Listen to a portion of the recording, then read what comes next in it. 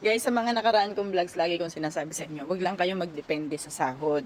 Minsan, tingnan nyo rin yung mga benepisyo ng inyong company, kung okay ba yung mga benefits. Kasi, hindi lahat ng malaki na sahod is malaki din yung matitake home money nyo. What I mean is like this. Halimbawa, meron kayong tariff or yung inyong net salary or yung inyong sasahurin, all in all is nasa 30,000 crowns dito sa Czech Republic. All in all, let's say na wala tayong overtime. So, nasa 30,000 crowns. Kaso nga, isa sa hiwalang benefits ang company mo is yung bahay. So, isang malaking factor kasi kapag libre kayo ng bahay, kahit 25,000 lang yung magiging net nyo, pag libre kayo ng bahay, malinis na yung 25,000 nyo. Unlike kapag kayo yung magbabayad ng bahay, guys. Alam mo kasi pag nagbayad kayo ng bahay, bukod sa bahay na babayaran nyo, may babayaran pa kayong kuryente, tubig, gas, at saka heater. Hindi lang yun yung rent itself. Sabihin natin na for example, yung inyong narentahan is, sasabihin, 6,500 per month to. Ganun, 6,500 per month, ganyan. Kaya lang, kahit 6,500 per month siya, pagdating ng year end nyo, yung end na ng year, isihingan kayo ng excess ng tubig, ng kuryente, ng gas, tsaka ng heater. So, dun sa ibang nagtataka, bakit hinihingan pa rin kami ng excess?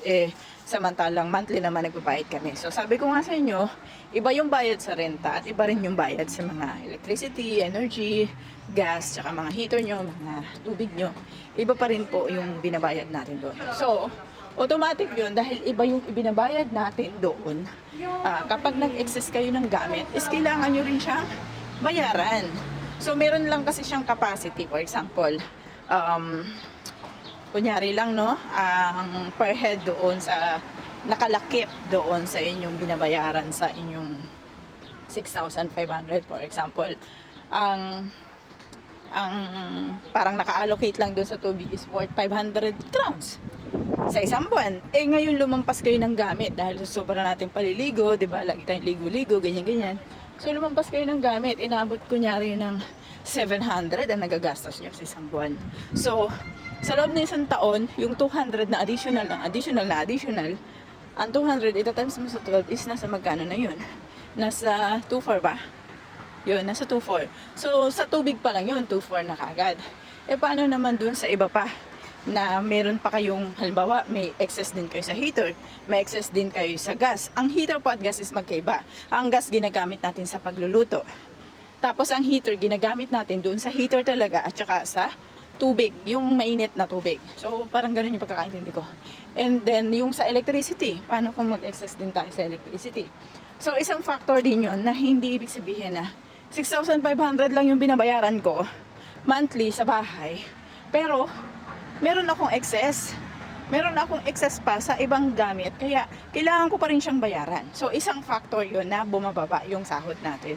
Kasi, kapag hindi tayo free accommodation, the company, so automatic yun kahit 30,000 or 35,000 ang sinahod natin sa isang buwan. Let's say, kunwari lang 30,000 ang sinahod nyo na malinis sa isang buwan, no? Kaltasan ka ng, let's say, 7,000 to 8,000 sa crowns. Ang 30,000 mo, sabihin natin 7,000 na lang kaltasin. Magkano na natira sa'yo? So, it's 23,000, di ba? Crowns. So, 23,000 crowns, yun na yung, gagastusin mo sa pagkain mo, sa mga, sa mga anik-anik mo sa sarili mo, sa paggagala mo, sa transportation mo, sa lahat-lahat, yun pa rin yung gagastusin mo. So, dahil doon, liliit na liliit yung magiging take home money natin. Kasi hindi naman tayo pwede hindi gagastos ng sarili natin, di ba? Hindi naman yan pwede. Kaya talagang, talagang makakaltasan talaga kayo ng malaki. So, yun yung kaibahan kapag meron kang free accommodation at wala kang free accommodation. So, yun lang. No, isang factor yan, no, guys. Gusto ko lang malaman nyo at gusto ko lang din sabihin sa inyo na wag lang tayo mag-base sa kung magkano yung sinasahod natin sa tariff natin. Ang alok sa atin sa Pilipinas is nasa magkano? Halimbawa, ang alok na sa atin sa Pilipinas is nasa 30,000 ang tariff, pero hindi libre accommodation. So, mag-isip na kayo, no? Kung hindi libre accommodation, sabi ni boss na ganito, sabi ng napanood ko, kapag hindi free accommodation, nasa worth 5,000 to 7,000 or minsan 8,000 pang accommodation. So, dun pa lang, mag-iisip na agad kayo. Kasi ang tariff, Guys, pag may tariff kayo dyan sa atin sa Pilipinas, kung magkano ang nasa tariff nyo, hindi nalalayo ang magiging sahod nyo dyan. Kung dumagdag man siya, konti lang, 2,000, 3,000. At hindi siya halos nababawasan. Minsan nababawasan man siya, siguro mga 1,000, 2,000. Mga ganun lang. So, yun lang. I hope nakatulong, no? So, yun. Thank you.